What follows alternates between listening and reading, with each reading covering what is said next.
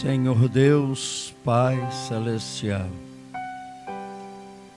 nós estamos, Senhor, felizes, porque o Senhor, Pai, outra vez nos ajuda e aqui estamos.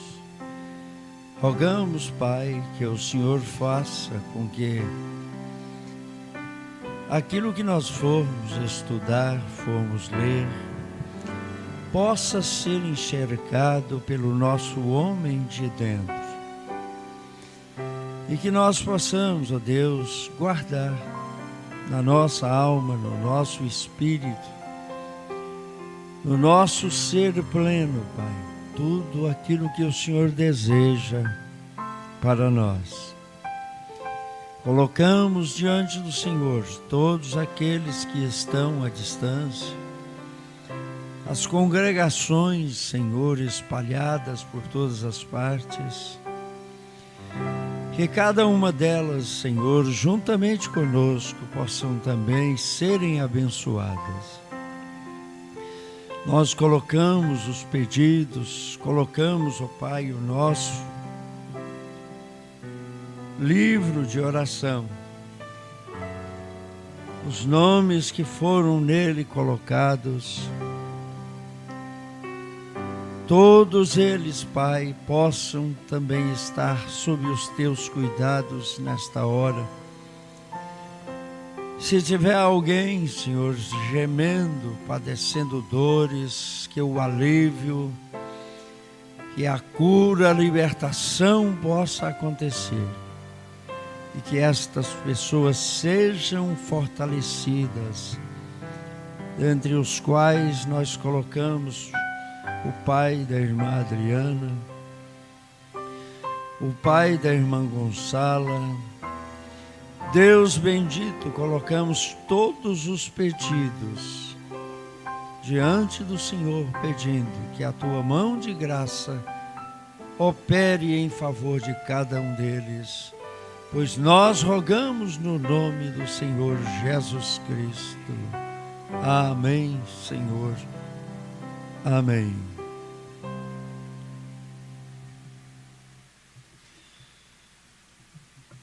O Senhor Jesus continue nos abençoando. Vamos nos colocar de pé, aqui todas as congregações, não é?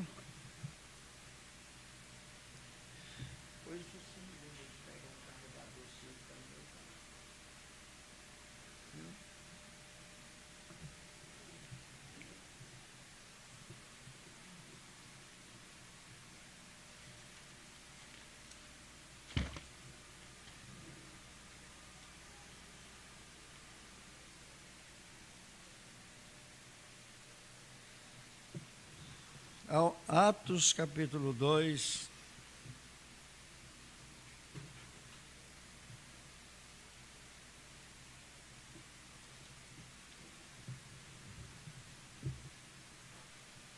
a partir do versículo 15, a nossa leitura, já que nós estamos estudando a mensagem, a junção do tempo. Junção quer dizer reencontro, unidade, não é? E ajuntamento, aproximação, tudo isso. Por que o irmão Branham usou essa escritura? Porque nós estamos vivendo um ciclo, um tempo, quando nós estamos sendo levados para nos juntar, né? Para nos unirmos com esta igreja que nasceu aqui em Atos, capítulo 2.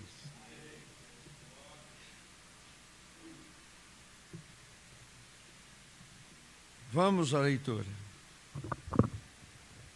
Estes homens não estão embriagados como vós pensais, sendo a 3ª hora do dia. Mas isto é o que foi dito pelo profeta Joel.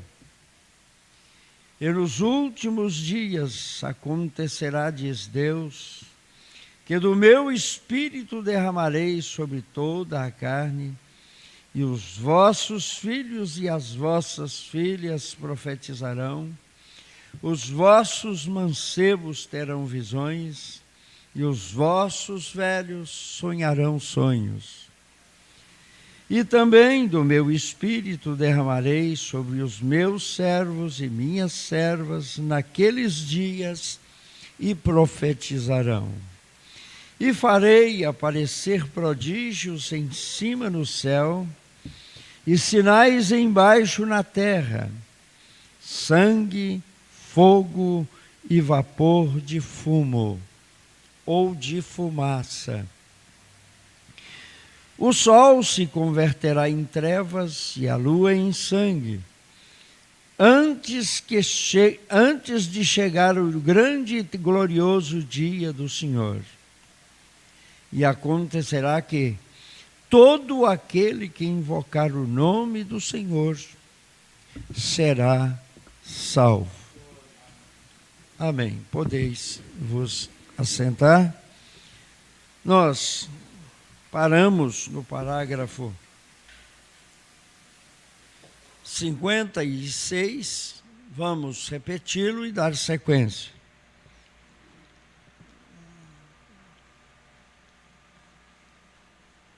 Esta mensagem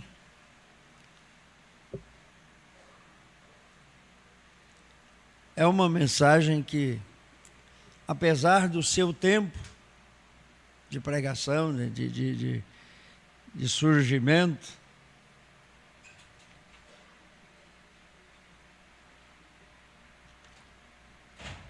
ela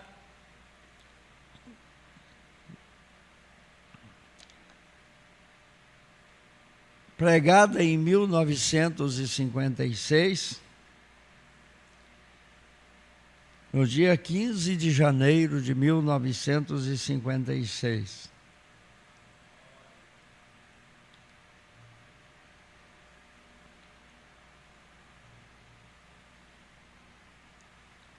Porém, ela está própria para nós hoje, em 2018. É um ciclo, né? É uma diferença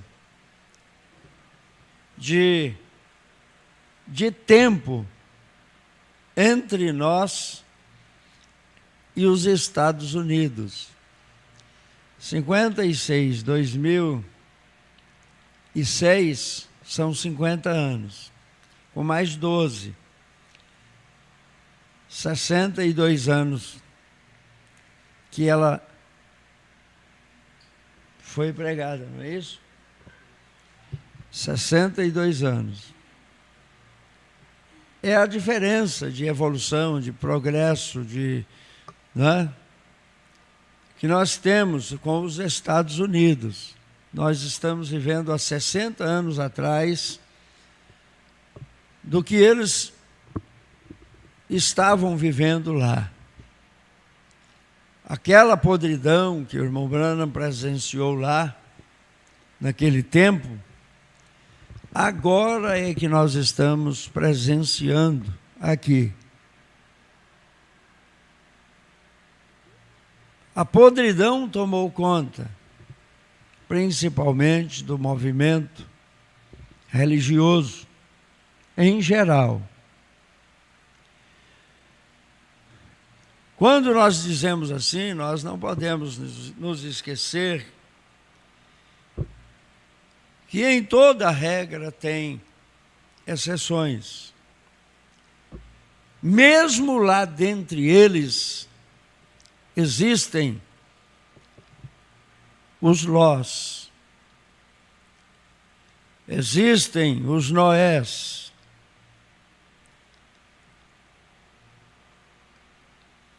agora, fora de lá, tem que estar os Enoques, os Abraãos, certo? Por quê? Porque eles não se misturam ali. Eles são santos ou separados. Então, às vezes, nós temos que dedicar um pouquinho de tempo, um pouquinho de atenção a esse fator. Porque tem muitas pessoas que pensam que o mundo para lá está tudo perdido, tudo acabado. Não. Mesmo dentre eles ainda existem eleitos que serão tirados lá entre eles. Nós não podemos generalizar o fato. Quando nós falamos contra um sistema, não estamos falando contra pessoas. As pessoas são vítimas. Elas estão contaminadas por aquele vírus, para o qual tem que haver alguém capaz de inventar ou criar, vamos assim dizer, uma vacina que possa imunizá-los daquela bactéria, daquele vírus. E existem muitas pessoas lá que ainda não foram despertadas porque não chegou o seu dia. Mas o dia delas vai chegar. Na hora certa, o eleito não vai ficar em lugar nenhum. Ele não vai se perder. É uma eleição a qual produz uma predestinação.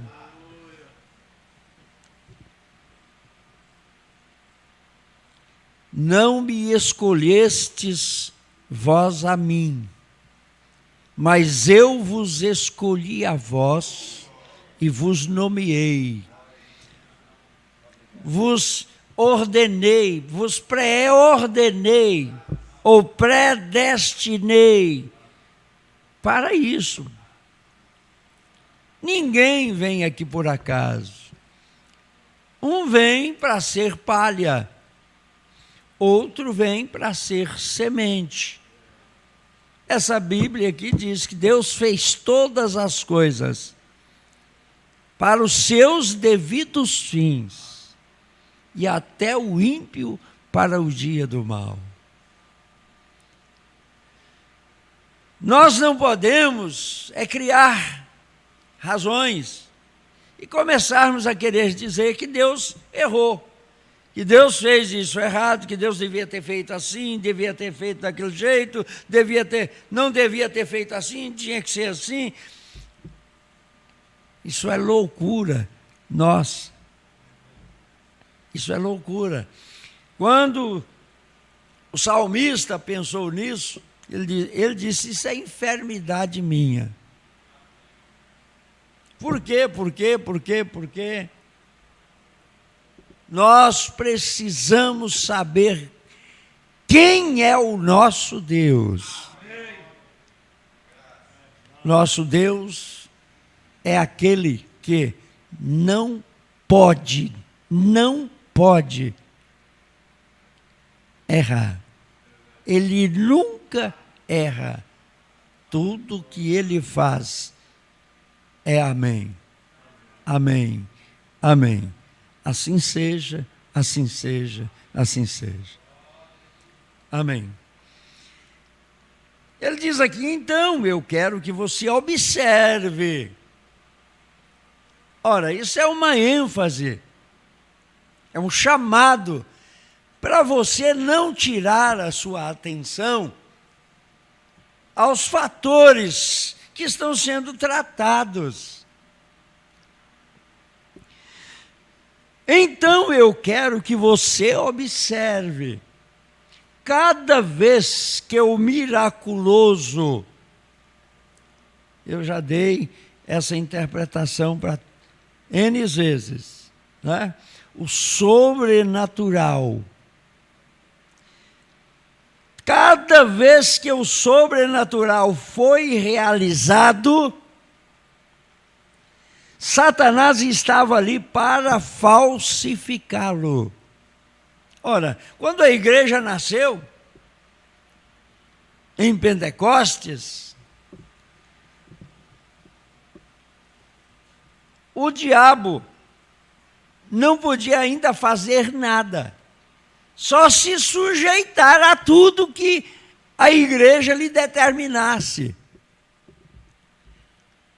Mas a partir do momento que ele descobriu o que era que Deus tinha inaugurado naquele dia, aí ele disse, agora eu posso fazer uma imitação.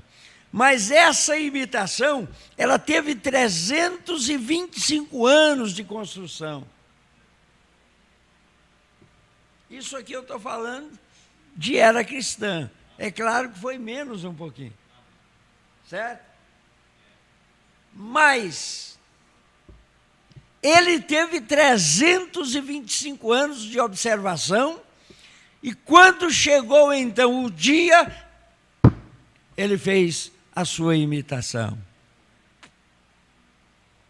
Criou aquele sistema ali no Concílio de Nicéia, organizou a igreja, e a partir dali, ele foi recrudescendo, fortalecendo, e até que então chegou a Inquisição. Eu não vou falar santa, porque de santa não tem nada. Demoníaca Inquisição. E através dela, ele tentou aniquilar com a verdade. Mas tinha um Deus que estava cuidando de uma linhagem. Aquela linhagem atravessou, certo? Ela atravessou e, no ano de 1520, na verdade, 1517, ela começou a brotar. Em 1520, ela nasceu por completo e cresceu. Amém. Deus estava ali agora começando a restauração da coisa, reconstruindo aquela igreja que havia nascido, tinha morrido, mas brotou. E então ela nasceu com Lutero, cresceu com Wesley, frutificou com a era pentecostal e agora está a amadurecer na era em que estamos, Laodiceia. É a era do amadurecimento, da frutificação e amadurecimento da semente. Por isso é que a salvação hoje não está em sistema, não tem vida total no sistema. A vida está nos grãos. O sabuco secou, o caule secou, as folhas secaram, o pendão secou, a palha secou, mas a vida individualizou. Amém. Ela está naqueles indivíduos que são grãos ali na espiga. E quando o ceifeiro vier, amém, ele não levará sabuco, ele não levará palha, não levará caule, não levará raiz, ele levará grãos. Amém. Levará grãos. Esses grãos terão que serem colhidos e levados. E vai ser depositado, no celeiro. Ser depositado no lugar onde eles vão descansar. Amém.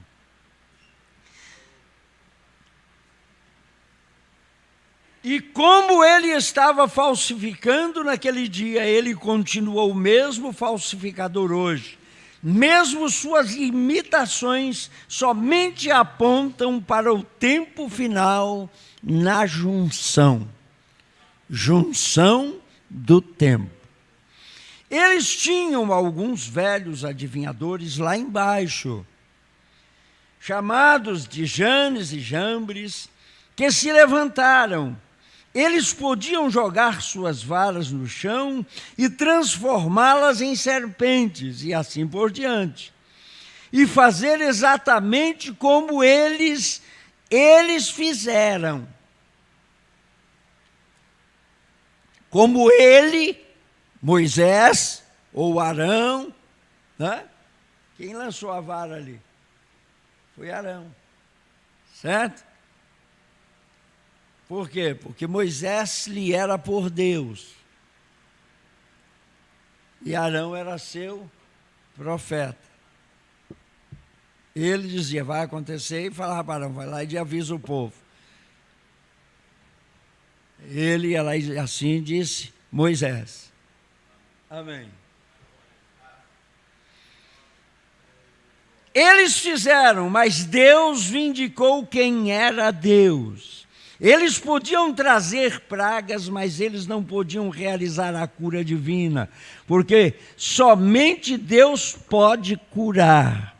E eles podiam fazer aparecer um tumor, mas não podiam tirá-lo. Deus estava em seu poder ali. Veja, para mostrar que a verdadeira cura divina era seu milagre, para provar a onipotência na junção da estrada. Amém. E glória. Os egípcios chamaram os tumores, mas eles estouraram em si mesmos. Mas o servo de Deus podia tirá-los. Por quê? Eles podiam imitar, personificar, mas não podiam fazer um original. Por quê? Porque não eram criadores. Não podiam. O diabo não pode criar. Só Deus é criador. Amém? Ele pode imitar uma criação, mas ele não pode criar. Então, nos foi ensinado nestes últimos dias que haveria a mesma coisa, como foi nos dias, assim será.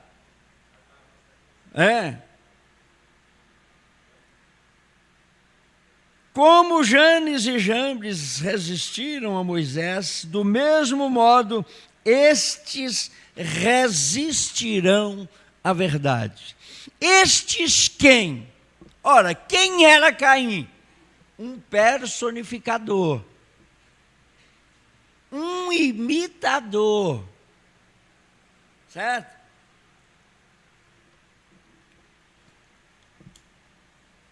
Quem são estes que estão a imitar? São Janes e Jambres. Os mesmos espíritos que operaram lá estão operando aqui. Certo? Só que, para nós, eles são identificados. Como nós os conhecemos? Por quê? Eles seriam tão ousados que, se possível fora, enganariam até reticência os escolhidos. Mas um eleito, um escolhido, não vai olhar no milagre em si, certo? Mas vai olhar na vida daqueles que estão fazendo o milagre, no ensinamento daqueles que estão fazendo o milagre, é que eles vão olhar, certo? Por quê? Porque Os dons e a vocação são sem arrependimento. Romanos 11, 29. Eles iriam fazer sinais. Jesus disse que eles viriam e diriam: Senhor, nós não fizemos isto, não fizemos aquilo outro. O que ele vai dizer? Apartai-vos de mim, malditos, porque vos não conheço, vós que praticais a iniquidade. Eles fazem sinais. E os sinais que eles fazem não é o diabo que está fazendo. Certo? Não, não e não. O único curador que existe é Deus. O diabo não veio para curar, veio para enfermar. Ele veio para matar, roubar e destruir. Não veio para que nós tivéssemos vida. Agora, Jesus veio para que nós tivéssemos vida e vida com abundância. Amém. É isso que nós temos.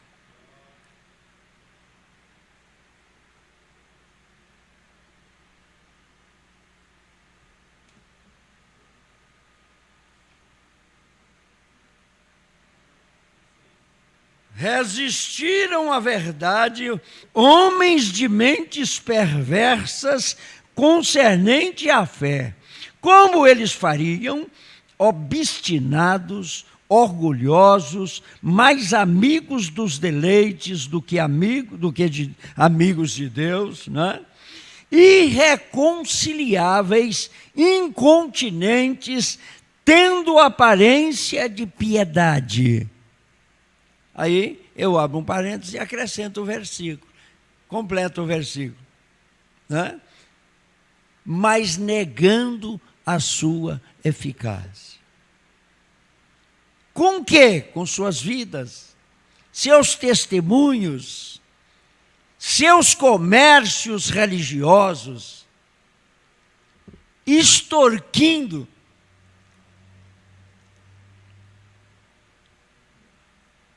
praticando a charlatanice. São charlatões.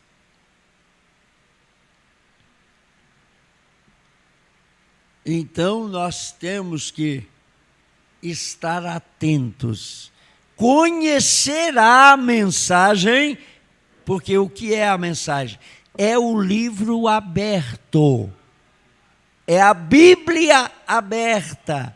Nós estamos sendo chamados por esta mensagem para dizer amém a cada vírgula que esse livro tem.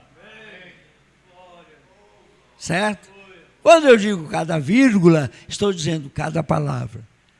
Cada palavra. Cada palavra. Amém. O dia em que estamos vivendo, a junção da estrada, no fim da estrada, no fim da era, Deus está provando isto. Que dia maravilhoso para se viver. Quantos de nós reclamamos? Eu me lembro do saudoso irmão Leopoldino. Era um baianinho desse tamanho. Consertador de calçados, sapateiro, certo?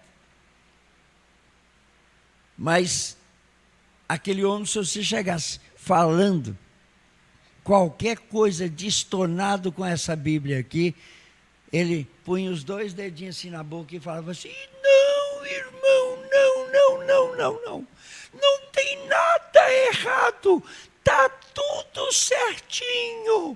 Porque se não tivesse do jeito que está, essa Bíblia não era verdade. Por quê? Porque Jesus disse que estaria assim. Glória a Deus! Ah, meu irmão. E ele dizia isso, as lágrimas escorrendo assim, ó, de alegria, de prazer. não aceitava você falar que o mundo estava torto, que estava tudo errado, que estava tudo...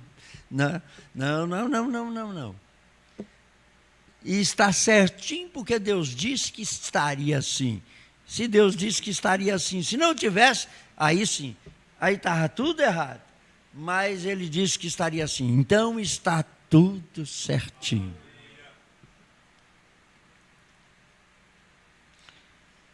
Oh, vamos lá. Que dia maravilhoso para se viver. Deus lhes provou e se vindicou e obteve glória. Como ele desceu lá embaixo no Egito e feriu a nação. Como ele trouxe Israel nas asas de uma águia e realizou sinais e maravilhas, porque ele é o nosso onipotente. E ele opera o miraculoso. Ele opera o sobrenatural. Amém. Antes de afundar as carruagens de Faraó, ele deu todo tipo de sinal. Ele deu sinais de cura divina, ele deu sinais e todas as vindicações do seu poder.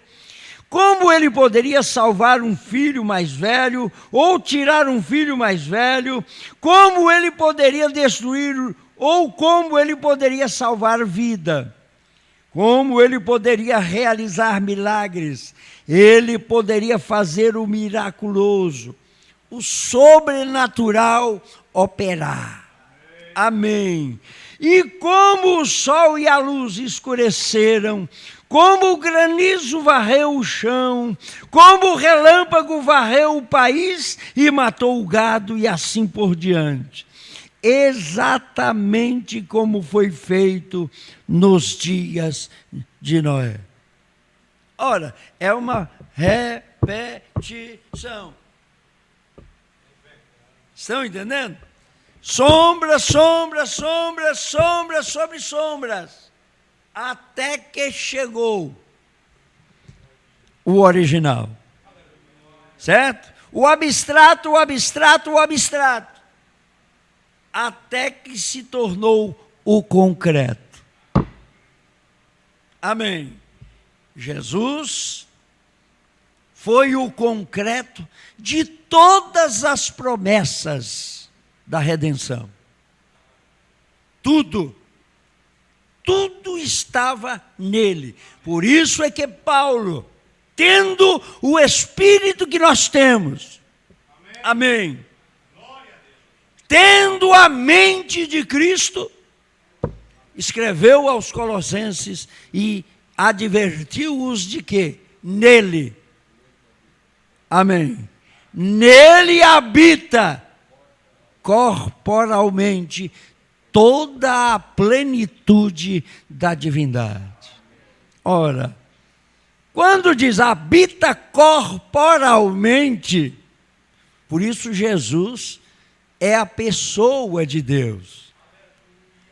Porque Deus é espírito, não é pessoa. Deus é o abstrato. Estão entendendo? Deus é o abstrato. É aquele que não se pode ver, não se pode apalpar, não se pode tocar. Esse é o abstrato. Em Jesus, ele se tornou o concreto. Amém. Ele era o templo. Amém. Deus concretizado. Eita, a gente fica religioso, não tem jeito. Como é que pode, né? A divindade, Emanuel, Deus conosco. Eu e o Pai somos um. Quem vê a mim vê o Pai. Eu e o Pai. Eu sou o caminho, a verdade e a vida. Ninguém vem. Não é ninguém vai. Não é ninguém vai. Pregam como anjos e mentem como diabo. Quando o homem cita a Bíblia, dizendo ninguém vai, é a mesma coisa do que Satanás fez com o Salmo 91, 11.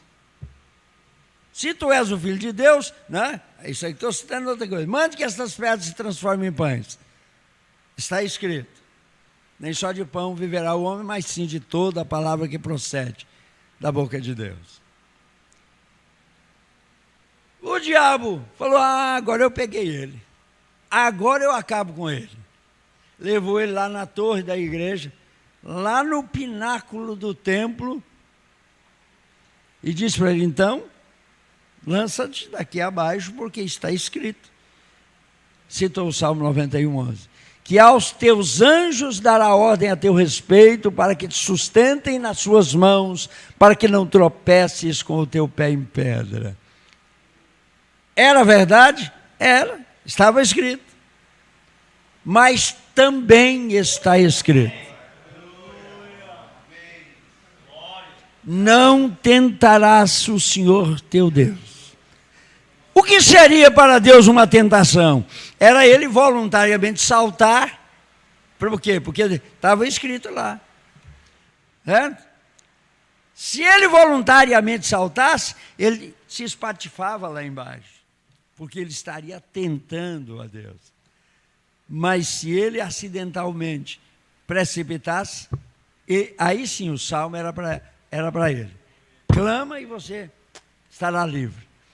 Mas se ele saltasse, ele estaria tentando a Deus. Não podia fazer aquilo.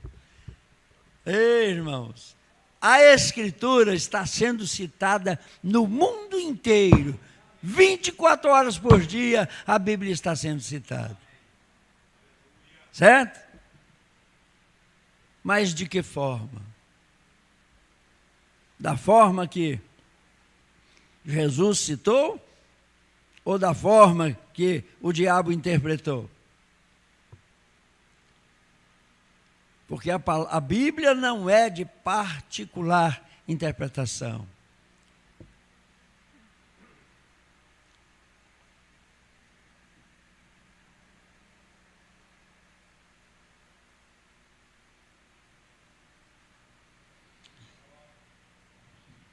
E ele disse, nos últimos dias a lua falhará em dar a sua luz, e o sol não brilhará, ele se tornará negro como saco de cilício, gotejará como sangue. Quando ele esconder sua face e chorar, ela mesma e suas gotas sangrentas de tristeza, Deus estará na terra onipotente, operando o sobrenatural. Com certeza ele pode. Ele é onipotente. Amém? Pense nisso, diz o profeta. Pense nisso. Ali embaixo, no Egito, como ele realizou aqueles sinais e maravilhas, e as coisas que ele havia feito, ele é Deus. Nada pode tomar o seu lugar. Nada pode tomar o seu lugar. Por isso é que Jesus ensinou, dizendo, buscai em primeiro lugar o reino de Deus e a sua justiça em primeiro lugar. O reino de Deus e a sua justiça, e as demais coisas vos serão acrescentadas.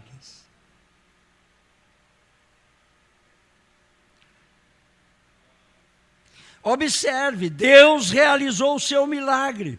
Ele deu a Faraó uma chance, e Faraó falhou e recusou tomar sua chance.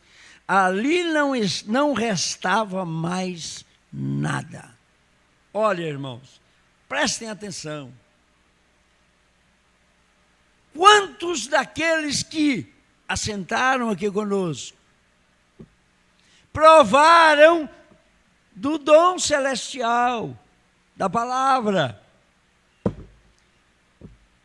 e depois viraram as costas? Ora, por que às vezes eles não se tocam?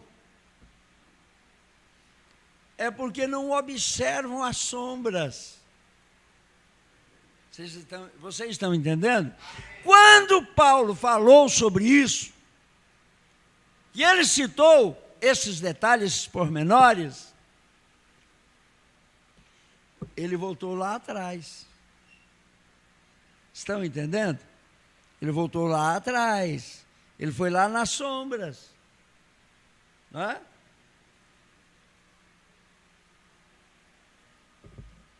Por quê? Porque as sombras hoje clarearam. Elas não são mais sombras. Hoje elas são concretizadas. Elas estão nuas e patentes ante os nossos olhos. Essa explosão do mundo religioso, em especial aqui no Brasil, que é os confins da terra, é sinal de retorno. É sinal de retorno. Por quê? Isso está nos mostrando que a era de Laodiceia está em fase conclusiva. Está se concluindo. Estão entendendo? O movimento pentecostal chegou aqui e voltou para lá de novo. Os que trouxeram, voltaram para lá de novo. Certo? Retrocederam, retornaram. E o evangelho dá 7 voltas na terra. Éfeso saiu do Oriente e morreu no Ocidente. Esmirna nasceu no Oriente, deu o círculo e morreu outra vez no Ocidente. Pérgamo, Tiatira, Sardo, Filadélfia.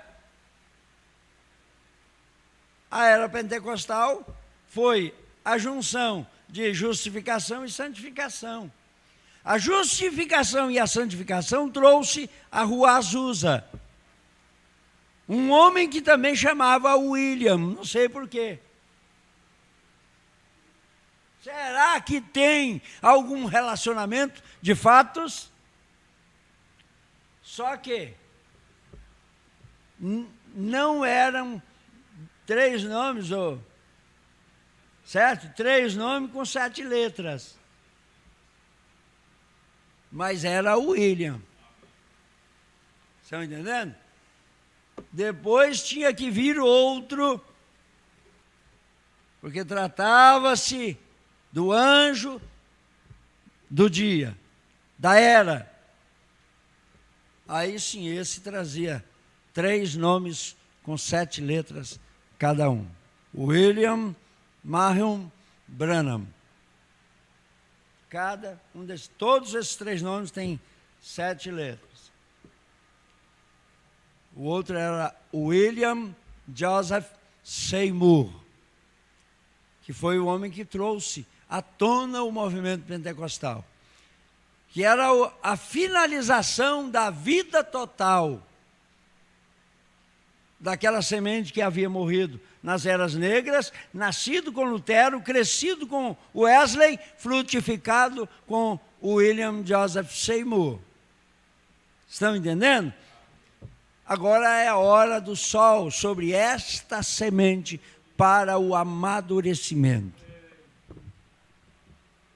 É hora quando a espiga tem que estar de cabeça para baixo.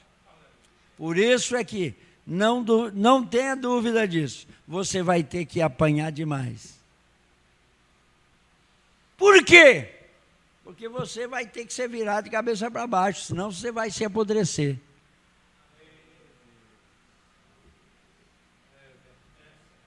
Aquela espiga de milho, se você observar, você vai lá na lavoura de milho, depois que ela amadurece, dificilmente você vê uma espiga especada para cima. Ela vira de cabeça para baixo. Por quê? Para quê? Para que a chuva, as intempéries não apodreçam aquela semente. E se ela ficar assim, a água vai entrar pela sua cabeça e chegar até o seu pé, apodrecer tudo. Mas quando ela faz assim, a chuva pode cair à vontade. Ei, glória! Nós estamos vivendo a era, o tempo de cabeça para baixo. É hora de nós sermos os mais humildes.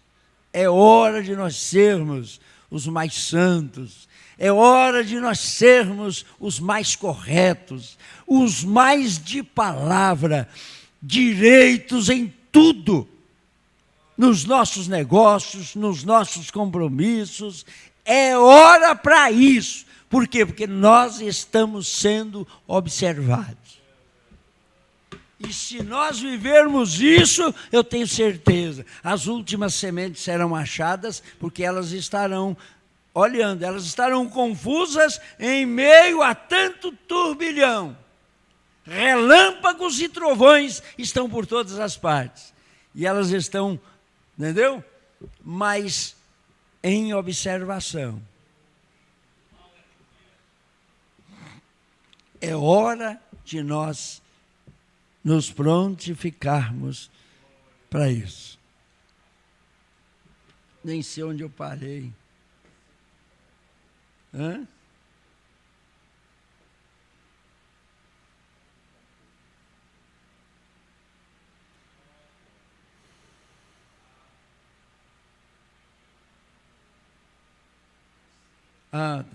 Ali não restava mais nada. Quando um homem rejeita a misericórdia de Deus, por isso é que a gente, às vezes, fica pensando, por quê, gente? Aquela pessoa era tão amável, tão boa. De repente ela sai, daqui um pouquinho, a coisa arrebenta por todo lado. Às vezes acontecem coisas e te coloca em contato com aquela pessoa. Eu tenho que me lembrar, por exemplo, do irmão Paulo, saudoso irmão Paulo. Paulo Camilo.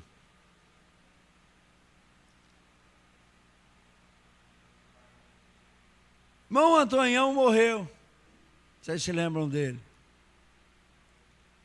Irmão Antônio morreu. E nós fomos sepultá-lo, e a família quis sepultá-lo lá em Nazária. Hã? Em Nazária. Foi em Nazária que ele foi sepultado. A família dele morava para lá um pouco, mas o sepultamento foi em Nazária. Foi em Nazária. Nós estávamos lá. E nós fomos levar o corpo para ser sepultado lá, e quando nós chegamos lá no cemitério, o irmão Paulo estava lá, na hora do sepultamento. Aí eu conversei com ele, falei, olha, será que foi à toa que esse irmão partiu assim? O que fez com que você sentisse o desejo de vir aqui para poder assistir o sepultamento dele? Será que não foi para que a gente se encontrasse? Aí falei com ele, falei, olha, ainda tem sangue no propiciatório. Acorda, filho. Você não é uma má pessoa, você é uma boa pessoa. Só está pisando fora do caminho. Ele baixou o rosto e começou a mostrar que algo tinha tocado nele, né? Ele falou assim, pois esse final de semana eu vou na igreja. E cumpriu a palavra.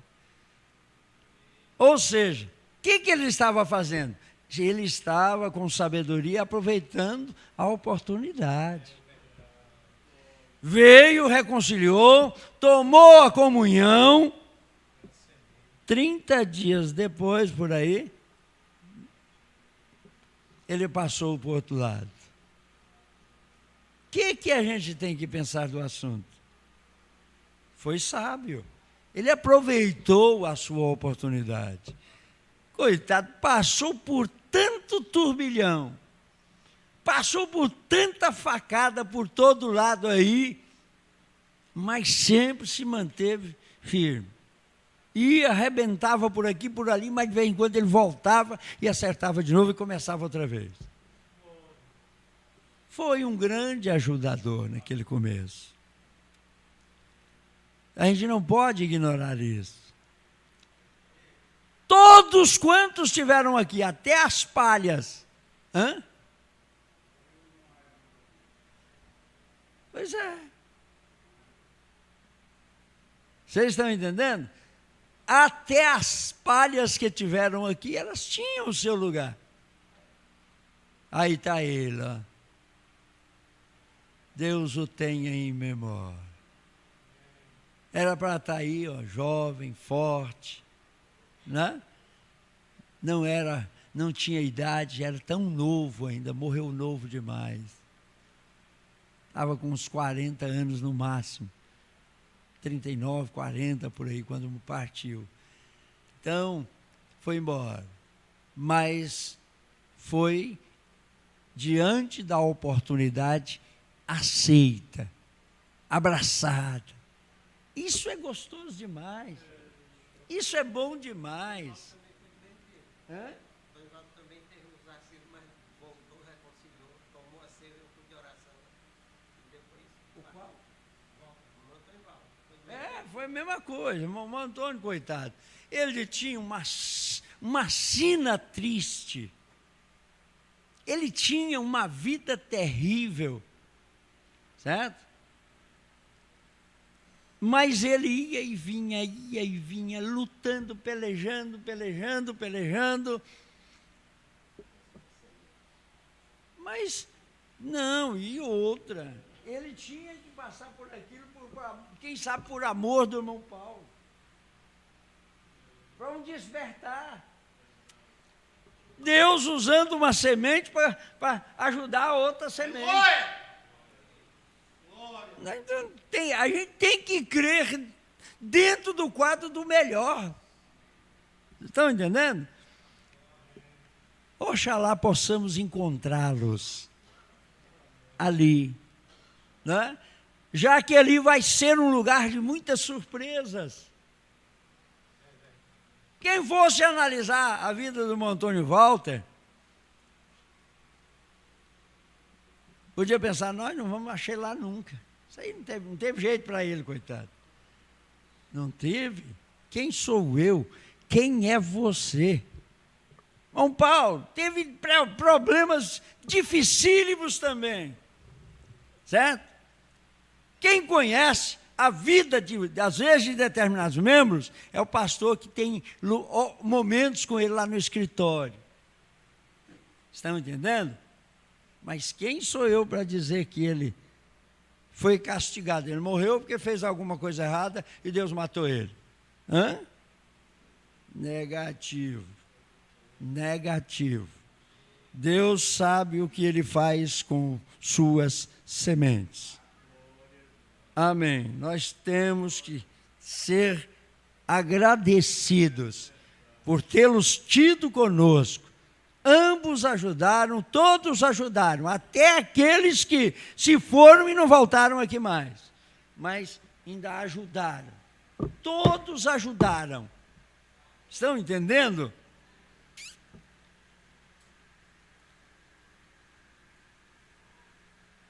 Quando um homem rejeita a misericórdia de Deus, há somente uma coisa. Esta é o julgamento. E meu caro amigo, hoje, Deus nos ajudando, quando você vir o fim deste assunto chegar, Se você rejeitar a misericórdia que te é oferecida através de Jesus Cristo, o Espírito Santo não estará nada mais exceto o julgamento divino. Certo? Jesus Cristo, o Espírito Santo, não restará nada mais, exceto o julgamento divino. Não pode haver mais nada. Faraó finalmente desperdiçou o seu dia de graça e ali não restou mais nada, porque a junção estava à mão e Deus conectou o tempo. Nesse tempo aqui nós não sabíamos nem o que era uma conexão.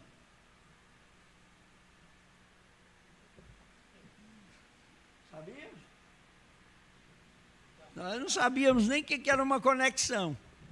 É claro que nós tínhamos um dicionário, mas era tão comum que passava abaixo do mais baixo, do mais baixo, do mais baixo. Hã? Mas lá não, né? Lá eles já sabiam o que era uma conexão. Nesse tempo, eles já tinham o que nós viemos ter agora há 10 anos para cá. Estão entendendo? Quando Ló e Abraão, em outro tempo, quando Abraão ia ser o governador do mundo, sua semente tinha que se espalhar sobre a terra. Ele tinha Ló, o seu sobrinho consigo, que era um parente. E que lindo quadro hoje da igreja fria, formal e indiferente, para a nascida do Espírito, eleita, chamada, separada, igreja do Deus vivo. Eles habitaram na mesma planície.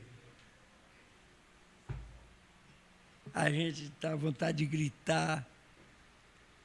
Mas finalmente chegou o tempo em que Ló levou seu grande grupo para Sodoma e Gomorra, onde eles seriam populares, onde eles escolheriam a terra, e Abraão permaneceu na vontade de Deus e tomou os pobres da terra. Sara, sua linda esposa, e Abraão permaneceram com os pobres da terra, a fim de que pudessem servir ao Senhor. Amém. Nós vamos parar aqui. 70 é um número que acompanha Israel.